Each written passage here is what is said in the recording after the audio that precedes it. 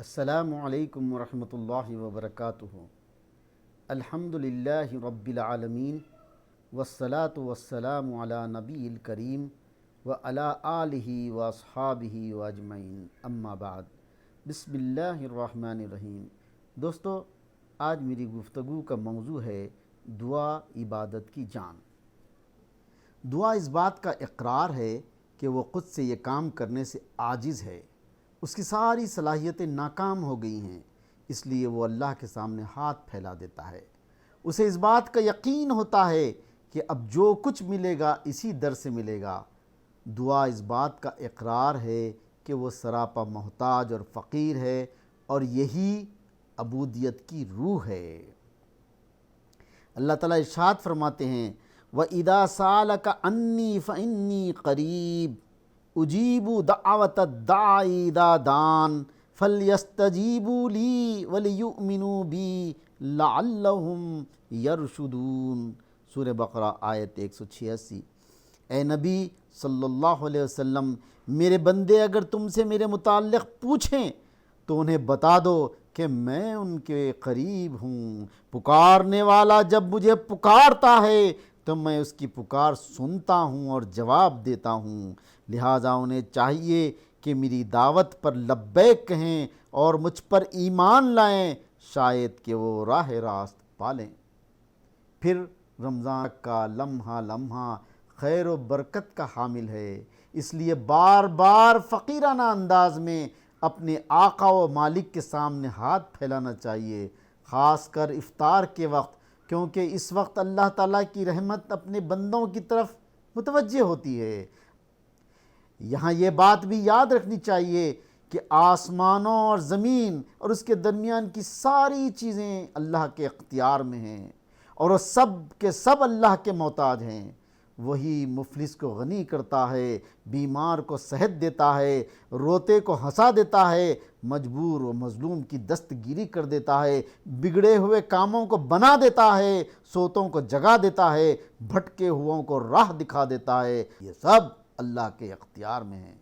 حضرت ابن میمون رحمہ اللہ نے اپنی سند کے ساتھ حضرت سلمان فارسی رضی اللہ تعالیٰ عنہ سے روایت کی ہے، اللہ تعالیٰ اس بات پر شرماتے ہیں کہ بندہ اپنے دونوں ہاتھ اس کے آگے پھیلائے اور کسی بھلائی کا سوال کرے اور اس کے ہاتھوں کو خالی لوٹا دے۔ رواہ ابو داود، ترمذی و ابن ماجہ۔ حضرت عبداللہ بن عمر رضی اللہ تعالیٰ عنہ سے مروی ہے، انہوں نے کہا میں نے رسول اللہ صلی اللہ علیہ وسلم کو یہ کہتے ہوئے سنا، روزہ دار کی دعا افطار کے وقت قبول ہوتی ہے۔ آپ نے مزید یہ فرمایا، 3 لوگوں کی دعا رد نہیں ہوتی، عادل فرما روا، روزہ دار اور مظلوم۔ اللہ تعالیٰ رمضان میں عرش اٹھانے والے فرشتوں کو حکم دیتے ہیں کہ اپنی عبادت چھوڑ دو اور روزہ دار کی دعا پر آمین کہو، تو معلوم ہوا اس وقت کی جانے والی دعا ضرور قبول ہوتی ہے۔ دوستو، دعا عبادت ہے، دعا ابدیت کا اظہار ہے، مومن کا ہتھیار اور زمین و آسمان کا نور ہے۔ اللہ تعالیٰ قرآن مجید میں ارشاد فرماتے ہیں مجھے پکارو میں تمہاری دعائیں قبول کروں گا۔ جو لوگ گھمنڈ میں آ کر میری عبادت سے منہ موڑتے ہیں وہ ذلیل و خوار ہو کر جہنم میں داخل ہوں گے۔ سورہ مومن آیت نمبر 60۔ پہلے زمانے میں یہ انبیاء کرام کی خصوصیت تھی کہ ان کو اللہ تعالیٰ کی طرف سے حکم ہوتا تھا کہ آپ دعا کریں میں قبول کروں گا۔ اب یہ حکم اللہ تعالیٰ نے تمام امت محمدیہ کے لیے عام کر دی ہے۔ دعا مانگنے کا حکم دیا اور پھر قبولیت کی بشارت بھی دے دی گئی، اور جو دعا نہ مانگے گھمنڈ میں آ کر اس کے لیے عذاب کی وعید سنائی گئی۔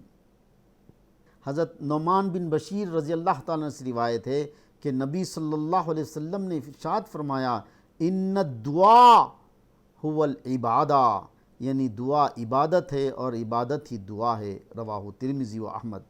دعائیں ہمیں خدا سے قریب کرتی ہیں، ان کے ذریعے سے ہم خدا سے ہم کلام ہوتے ہیں۔ آدمی دعا کس سے مانگتا ہے؟ آدمی دعا اس ہستی سے مانگتا ہے جو سمیع و بصیر ہو، رحیم و کریم ہو، علیم و حکیم ہو، اور جو چیز مانگی جا رہی ہو وہ اس کے خزانے میں بہت موجود ہو، وافر مقدار میں موجود ہو، یہ سب کی حاجتیں پوری کرنے پر قادر ہو، جو دے کر خوش ہونے والا ہو بلکہ نہ مانگنے والوں سے ناراض ہوتا ہو، بلکہ کثرت سے مانگنے والا بندہ اس کو پیارا لگتا ہے۔ یہ ہے ہمارا رب جو کہیں دور نہیں بلکہ ہماری شہ رگ حبل الورید سے بھی زیادہ قریب ہے۔ وہ بیک وقت سب کی دعائیں سنتا اور قبول فرماتا ہے۔ آدمی دعا اس وقت مانگتا ہے جب کہ وہ بے بس اور عاجز ہو جائے۔ بندے کی یہی کیفیت اللہ تعالیٰ کو بہت محبوب ہوتی ہے، اور یہی چیز عبادت کا جزو ہے، بلکہ عین عبادت اور عبادت کی جان ہے۔ حضرت انس رضی اللہ تعالیٰ عنہ سے مروی ہے کہ نبی صلی اللہ علیہ وسلم نے ارشاد فرمایا، الدعاء مخ العبادہ، ترمذی، یعنی دعا عبادت کا مغز ہے۔ دعا مانگنا تقاضائے بندگی ہے۔ دعا کے ذریعے بندے کا تعلق اللہ سے جڑ جاتا ہے۔ آپ نے فرمایا من لم یسأل اللہ یغضب علیہ، ترمذی، یعنی جو اللہ سے نہیں مانگتا اللہ اس پر غضبناک ہوتے ہیں۔ دعا مانگتے وقت بعض لوگوں کے ذہن میں یہ بات ہوتی ہے کہ جب اللہ تعالیٰ نے ہمارے مقدر میں کوئی فیصلہ کر دیا ہو تو وہ کیسے ٹل سکتا ہے۔ اس طرح کی سوچ دعا کی اہمیت کو گھٹا دیتی ہے۔ قضاء و قدر کا معاملہ ہمارے ساتھ ہے، اللہ تعالیٰ کے ساتھ نہیں۔ اللہ تعالیٰ بندے کی دعا و التجا سن کر اپنا فیصلہ بدل دینے کا پورا اختیار رکھتے ہیں۔ نبی کریم صلی اللہ علیہ وسلم نے فرمایا لا يرد القضاء الا الدعاء، ترمذی، یعنی قضا کو کوئی چیز ٹال نہیں سکتی مگر دعا۔ اللہ تعالیٰ کے کسی فیصلے کو بدلنے کی طاقت ہم میں سے کسی میں نہیں، لیکن اللہ تعالیٰ اپنا فیصلہ بدلنے پر مکمل اختیار رکھتے ہیں، اور یہ اسی وقت ہوتا ہے جب بندہ یقین کے ساتھ مانگے۔ اللہ سے دعا مانگنے میں فائدہ ہی فائدہ ہے۔ دعا مانگنے والا کبھی نامراد نہیں ہوتا، لیکن دعا کی قبولیت اس کی مشیت اور حکمت پر مبنی ہوتی ہے۔ بندہ جب اللہ سے مانگتا ہے تو اللہ اسے وہی چیز دے دیتا ہے جس کی اس نے دعا کی تھی، یا جس درجے کی کوئی بلا اس پر آنے سے روک دیتا ہے، بشرطے کہ وہ کسی گناہ یا قطع رحمی کی دعا نہ کرے۔ یہی بات ایک اور موقع پر نبی کریم صلی اللہ علیہ وسلم نے ارشاد فرمائی، ایک مسلمان جب دعا مانگتا ہے بشرطے کہ وہ کسی گناہ یا قطع رحمی کی دعا نہ ہو تو اللہ تعالیٰ اسے 3 صورتوں میں سے ایک صورت میں قبول فرماتے ہیں۔ اس کی وہ دعا دنیا میں قبول کر لی جاتی ہے، دوسرے تاخیر سے دعا قبول کی جاتی ہے یا اس پر کوئی آفت آنے سے روک دیا جاتا ہے، اور تیسری وہ دعا ہوتی ہے جو اس کی قبول نہیں ہوتی۔ دوستو، جب آخرت میں میزان لگے گی، حساب کتاب ہوگا اور سب کی نیکیاں اور برائیاں تولی جائیں گی، جب کسی بندے کے میزان میں نیکیاں کم پڑ جائیں اور جب وہ گھبرا جائے اور اسے یقین ہو جائے کہ اب مجھے دوزخ میں ڈالا جائے گا، اس وقت اللہ تعالیٰ فرشتوں کو حکم دیں گے کہ ایک فلاں پرزہ لا کے اس کے میزان میں ڈالو۔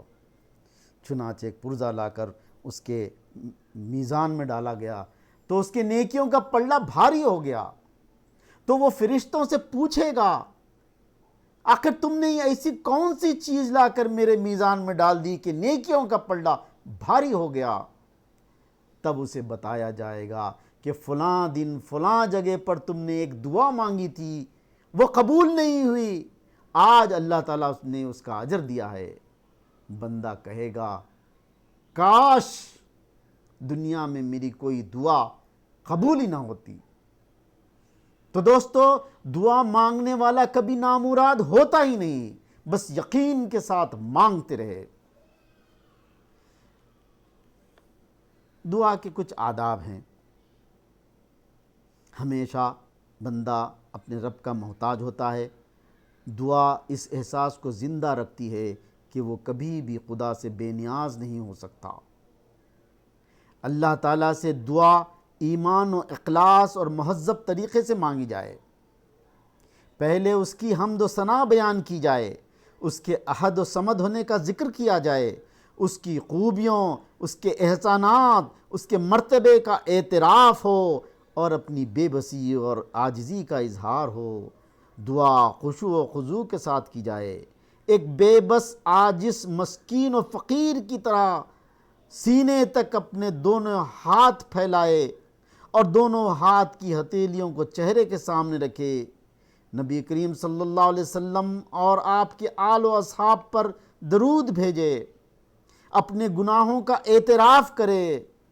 مستحب ہے کہ وضو کر کے 2 رکعت نافل نماز پڑھ کر دعا کرے، مگر یہ بھی ضروری نہیں۔ پھر ہدایت اور صراط مستقیم کے لیے دعا مانگے، اللہ تعالیٰ سے مغفرت، دوزخ سے نجات، جنت کے حصول اور دنیا و آخرت کی عافیت مانگے، اور اللہ کا فضل تلاش کرے، اپنے اور ماں باپ کے لیے دعا کرے، اپنی بیوی بچوں تمام رشتہ دار اور دوست احباب کے لیے دعا کرے، تمام مسلمان مرد اور عورتوں کے لیے مانگے۔ خاص کر ان حالات میں جب کہ کرونا وائرس کی وبا پھوٹ پڑی ہے، پوری دنیا میں لوگ حیران پریشان ہیں، کسی کے پاس اس کا کوئی علاج نہیں، اس کا کوئی ویکسین نہیں ہے، صرف ایک ہی پاس اس کا علاج ہے، اور وہ ہے ہمارا رب۔ اس کے سامنے ساری دنیا کے لوگوں کے لیے، خاص کر مسلمانوں کے لیے، اپنے ملک کے لوگوں کے لیے، اپنے اہل و عیال کے لیے، سب کے لیے مانگے۔ وہ اس لیے کہ دوسروں کے لیے مانگنا صدقہ جیسا ہوتا ہے، اور آخر میں آمین ضرور کہے۔ دعا کے بعد دونوں ہاتھوں کو چہرے پر پھیر لے، دعا پورے یقین کے ساتھ کرے کہ قبولیت کا در صرف یہی ہے۔ اگر یہاں کوئی دعا قبول نہ ہو تو پھر کہیں قبول نہیں ہو سکتی۔ دعا میں بے نیازی کا اظہار نہ ہو، جلدی اور بے توجہ سے نہ مانگے، اس لیے دعا پوری امید اور یقین سے مانگے۔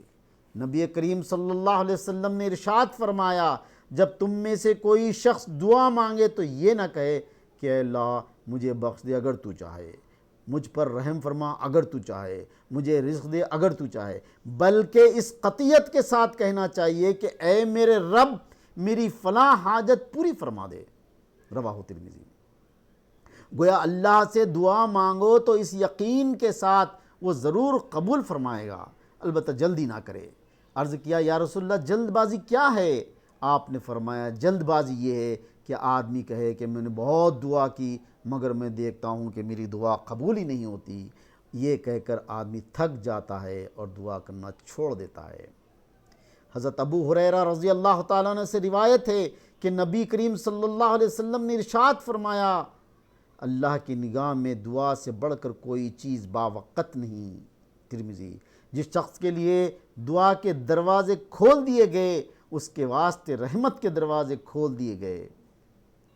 جب کبھی مانگنا ہو اللہ سے اس کا فضل مانگو، کیونکہ اللہ اسے پسند فرماتا ہے کہ اس سے مانگا جائے۔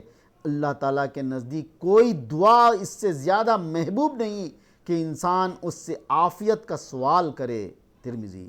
لفظ عافیت بڑا جامع لفظ ہے، اس میں بلاؤں سے حفاظت اور ہر ضرورت و حاجت کا پورا ہونا شامل ہے۔ آدمی کو اپنی ہر چھوٹی بڑی حاجت کے لیے اللہ سے دعا کرنی چاہیے، حتیٰ کہ اگر جوتی کا تسمہ بھی ٹوٹ جائے تو اللہ سے طلب کرے، اس لیے کہ کسی بھی معاملے میں ہماری کوئی تدبیر اللہ کی توفیق و تائید کے بغیر کامیاب نہیں ہو سکتی۔ اور تدبیر سے پہلے دعا کے معنی یہ ہیں کہ بندہ ہر وقت اپنی عاجزی اور اللہ کی بالادستی کا اعتراف کر رہا ہے۔ اللہ تعالیٰ نے ارشاد فرمایا، مجھے پکارو میں تمہاری دعا قبول کروں گا۔ اس در کا سوالی بنے رہنے میں ہماری عزت و توقیر ہے۔ ہم محتاج ہیں اور وہ غنی ہیں۔ اللہ تعالیٰ نے ارشاد فرمایا، یا ایہا الناس انتم الفقراء الی اللہ واللہ هو الغنی الحمید۔ سورہ فاطر۔ اے لوگو تم سب اللہ کے محتاج ہو اور اللہ تو غنی اور ستودہ صفات ہے۔ یوں تو دعا کی قبولیت کے لیے کوئی شرط نہیں ہے، اللہ تعالیٰ مومن، منافق اور کافر سب کی دعائیں قبول فرماتے ہیں اور ان کی حاجتیں پوری کرتے ہیں، کیونکہ اللہ کے سوا کوئی ہے نہیں جو انہیں دے سکے۔ در حقیقت دوسرا کوئی ہوتا ہی نہیں ہے جو دعا قبول کرے، یہاں تک کہ ابلیس بھی قیامت تک مہلت مانگتا ہے تو اللہ تعالیٰ عطا فرما دیتے ہیں۔ دعا کے لیے طہارت اور وضو کی شرط بھی نہیں، البتہ احادیث مبارکہ میں قبولیت دعا کی نشاندہی کی گئی ہے، جیسے مظلوم کی دعا، باپ کی دعا، نیک اولاد کی دعا باپ کے حق میں، روزہ دار، امام عادل ایک مسلمان بھائی کی دعا دوسرے مسلمان بھائی کے حق میں، اور حاجی کی دعا جلد قبول ہوتی ہے۔ اسی طرح بعض لوگوں کی دعائیں قبول نہیں ہوتی، ذرا غور سے سنیے میرے دوستو، جیسے حرام کھانے پینے اور پہننے والے کی دعا قبول نہیں ہوتی، گو کہ وہ دور دراز کا سفر کر کے آیا ہو، اس کے کپڑے اور بال دھول و غبار سے اٹے ہوئے ہوں، باب ملتسم سے چمٹ کر یا ربی کہہ کر دعا کر رہا ہو، لیکن اس کا کھانا حرام، اس کا پینا حرام اور اس کا لباس حرام ہو تو اس کی دعا کیسے قبول ہوگی؟ اس طرح غفلت و لاپرواہی کے ساتھ کی جانے والی دعا قبول نہیں ہوتی، جبکہ افطار کے وقت کی جانے والی دعا، رمضان المبارک کے آخری دہی کی طاق راتوں، بالخصوص لیلۃ القدر کی دعا، عرفے کے دن کی دعا، یوم عاشوری کی دعا، جمعے کی رات، اذان کے وقت، اذان اور اقامت کے درمیان، اقامت صلاۃ کے وقت کی دعا، مسافر کی دعا جبکہ حالت سفر میں ہو، مریض کی دعا، حاجی کی دعا جبکہ وہ سفر میں ہو، مکہ مکرمہ میں طواف کے وقت، باب ملتزم پر، مقام ابراہیم پر، اور آب زمزم پیتے وقت، اور میزاب کے نیچے صفا و مروہ، منا، عرفات، مزدلفہ، جمرات کے باہر، بیت المقدس، مسجد نبوی، ریاض الجنہ، محراب النبی، ستونوں کے قریب، بلکہ پورے حرم میں دعائیں قبول ہوتی ہیں۔ فرض نمازوں کے بعد رات کے پچھلے پہر، تہجد میں، تلاوت قرآن، درس قرآن کی مجلسوں میں، مخصوص راتوں میں، مصیبت کے وقت، تلاوت قرآن سے پہلے یا اس کے بعد، اور جہاد فی سبیل اللہ کے وقت، بالخصوص صف بندی کے موقع پر، کوئی نیک کام کرنے کے بعد اور بارش کے وقت کی جانے والی دعائیں قبول ہوتی ہیں۔ صرف اللہ سے مانگنے والے چاہیے، اس کے دربار میں کوئی کمی نہیں۔ اللہ کو یہ بات قطعی ناپسند ہے کہ اس کا بندہ غیر سے اپنی احتیاج بیان کرے اور اپنے رب کریم سے بیگانہ رہے۔ امجد حیدرآبادی کی مشہور ربائی ہے، ہر چیز مسبب سبب سے مانگو، منت سے خوشامد سے ادب سے مانگو، کیوں غیر کے آگے ہاتھ پھیلاتے ہو، بندے ہو اگر رب کے تو رب سے مانگو۔ یقیناً ہمیں مانگنے کا سلیقہ نہیں آتا، اس کے لیے ہمیں قرآن مجید اور احادیث رسول سے رجوع ہونا ضروری ہے، تبھی ہم دنیا و آخرت کی تمام بھلائیاں توازن کے ساتھ مانگ سکتے ہیں۔ جو دعائیں اللہ تعالیٰ نے اپنے محبوب اور برگزیدہ بندوں کو قرآن مجید میں سکھائی ہیں، جن میں قبولیت کی بشارت ہوتی ہے، پہلے تو ہمیں ان الفاظ میں دعائیں مانگنی چاہیے۔ اس کے بعد جو ہماری موجودہ ضرورتیں ہیں وہ اپنی زبان میں پورے یقین اور توجہ کے ساتھ مسلسل مانگتے رہیں۔ پہلی دعا ہے سورہ فاتحہ۔ دوستو، سورہ فاتحہ ایک دعا ہے جس کی مثال تورات، انجیل، زبور اور نہ خود قرآن کریم کی کوئی دوسری سورہ اس کی مثل ہے۔ اس کی پہلی 3 آیات میں اللہ تعالیٰ کی حمد و ثنا ہے، درمیانی ایک آیت میں دونوں چیزیں یعنی حمد و ثنا اور کچھ دعا اور درخواست ہے، اور آخری 3 آیتوں میں انسان کی طرف سے دعا اور درخواست ہے، اس لیے اس کو 7 المثانی 7 بار بار دہرائی جانے والی آیات فرمایا گیا ہے۔ تعریف اللہ ہی کے لیے ہے جو تمام کائنات کا رب ہے، نہایت مہربان اور رحم فرمانے والا ہے، روز جزا کا مالک ہے۔ ہم تیری ہی عبادت کرتے ہیں اور تجھی سے مدد طلب کرتے ہیں۔ ہمیں سیدھا راستہ دکھا، ان لوگوں کا راستہ جن پر تو نے انعام فرمایا، جو معتوب نہیں ہوئے اور بھٹکے ہوئے نہیں ہیں۔ قرآن مجید میں جو دوسری دعا جس کا ذکر فرمایا گیا وہ ہے ربنا آتنا فی الدنیا حسنۃ وفی الآخرۃ حسنۃ وقنا عذاب النار۔ سورہ بقرہ آیت نمبر 201۔ اے ہمارے رب ہمیں دنیا میں بھلائی دے اور آخرت میں بھی بھلائی، اور آگ کے عذاب سے ہمیں بچا لے۔ دوسری جگہ فرمایا گیا ربنا لا تؤاخذنا ان نسینا او اخطانا ربنا ولا تحمل علینا اصرا کما حملته علی الذین من قبلنا ربنا ولا تحملنا ما لا طاقت لنا به واعف عنا واغفر لنا وارحمنا انت مولانا فانصرنا علی القوم الکافرین۔ اے ہمارے رب ہم سے بھول چوک میں جو قصور ہو جائیں ان پر گرفت نہ فرما، مالک ہم پر وہ بوجھ نہ ڈال جو تو نے ہم سے پہلے لوگوں پر ڈالے تھے۔ اے پروردگار جس بار کو اٹھانے کی طاقت ہم میں نہیں ہے وہ ہم پر نہ رکھ، ہمارے ساتھ نرمی فرما، ہم سے درگزر فرما، ہم پر رحم فرما، تو ہمارا مولا ہے، کافروں کے مقابلے میں ہماری مدد فرما۔ فرمایا گیا ربنا لا تزغ قلوبنا بعد اذ ہدیتنا وہب لنا من لدنک رحمہ انک انت الوہاب۔ اے پروردگار جب تو ہمیں سیدھے راستے پر لگا چکا ہے تو پھر کہیں ہمارے دلوں کو کجی میں مبتلا نہ کیجیے۔ فرمایا گیا ربنا اننا آمنا فاغفر لنا ذنوبنا وقینا عذاب النار۔ مالک ہم ایمان لائے، ہماری خطاؤں سے درگزر فرما اور ہمیں آتش دوزخ سے بچا لے۔ اے ہمارے رب ہماری غلطیوں اور کوتاہیوں سے درگزر فرما، ہمارے کام میں تیرے حدود سے جو کچھ تجاوز ہو گیا ہے اسے معاف فرما دے، ہمارے قدم جما دے اور کافروں کے مقابلے میں ہماری مدد فرما۔ ربنا ما خلقت هذا باطلا سبحانک فقینا عذاب النار۔ اے ہمارے پروردگار یہ سب کچھ تو نے فضول اور بے مقصد نہیں بنایا، یعنی کائنات، تو پاک ہے اس سے کہ عبث کام کرے، پس اے ہمارے رب ہمیں دوزخ کی آگ سے بچا لے۔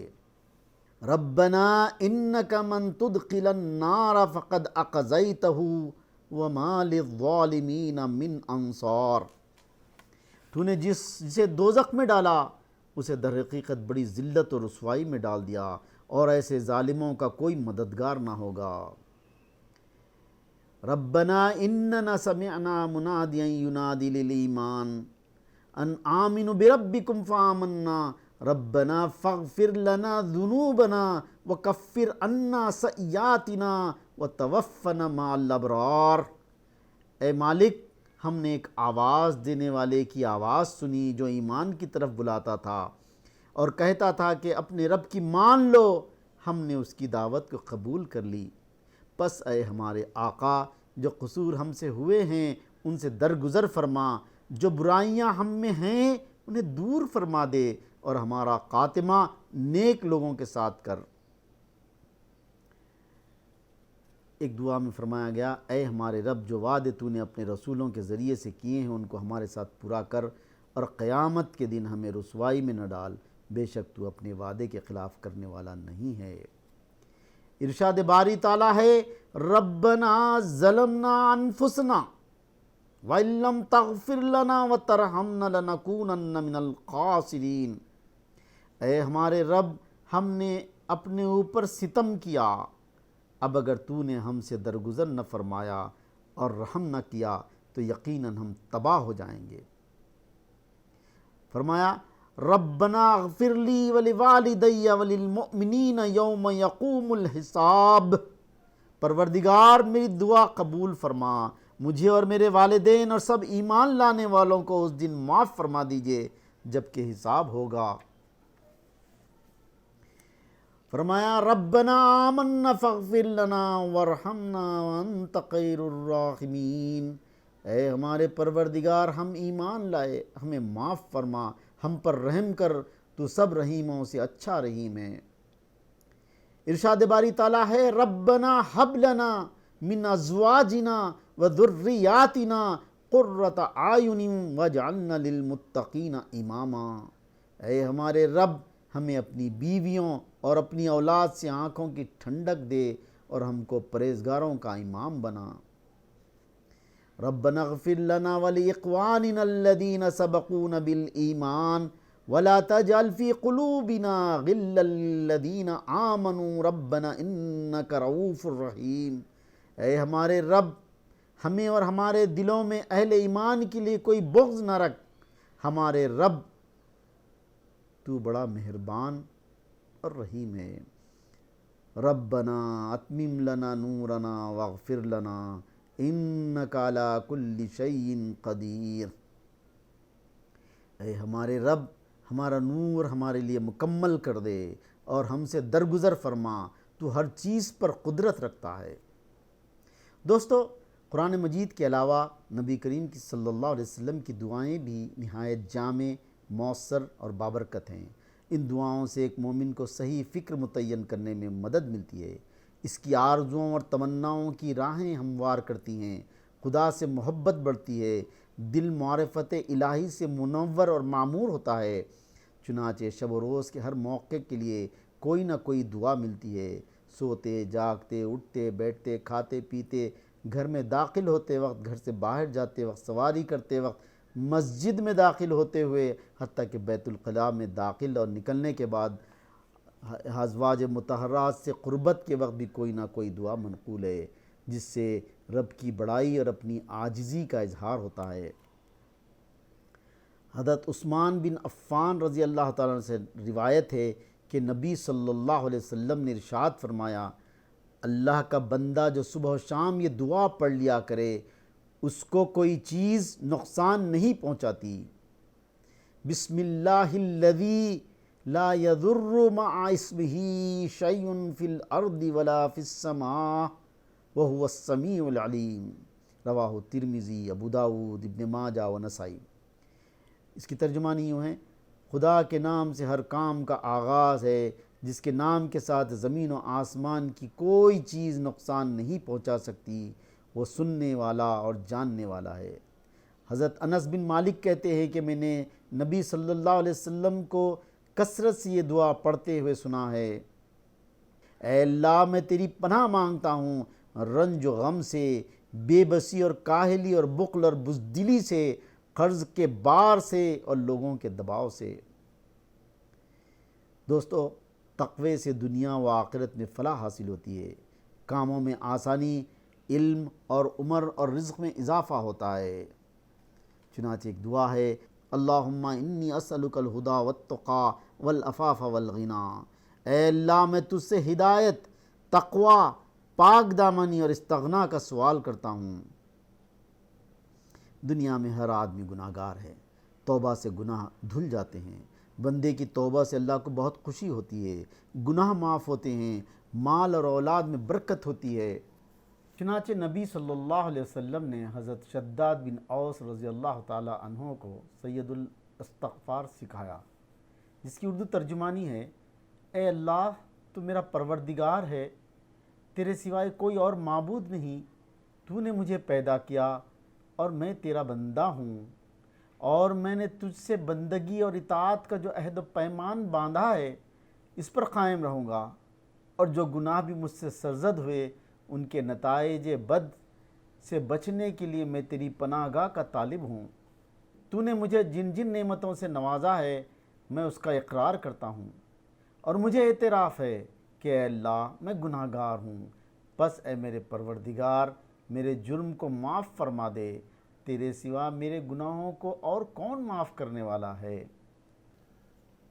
حضرت زید بن ارقم رضی اللہ تعالیٰ عنہ سے روایت ہے، نبی صلی اللہ علیہ وسلم نے فرمایا، اے اللہ میں تیری پناہ میں آتا ہوں اس دل سے جس میں خشوع نہ ہو، اس نفس سے جس میں صبر نہ ہو، اس علم سے جو نفع بخش نہ ہو، اور اس دعا سے جو قبول نہ ہو۔ ایک دعا ہے جس میں نبی کریم صلی اللہ علیہ وسلم فرماتے ہیں، اے اللہ میں تجھ سے تیری محبت کا طالب ہوں، اور میں ان کی محبت کا جو تجھ سے محبت رکھتے ہیں، اور اس عمل کا قاصدگار ہوں جو مجھے تیری محبت تک لے جائے۔ اے اللہ تو اپنی محبت کو میرے لیے اپنی جان، اپنے مال، میرے اپنے اہل و عیال اور ٹھنڈے پانی سے بھی بڑھ کر محبوب بنا دے۔ دوستو اور بزرگوں، ان دعاؤں کو یاد کرے اور روز کا معمول بنا لے۔ ان دعاؤں کے بعد بندے کی جو بھی جائز خواہش ہو اس کو اللہ سے عرض کرے، انشاءاللہ ضرور قبول ہوگی۔ وآخر دعوانا ان الحمد للہ رب العالمین۔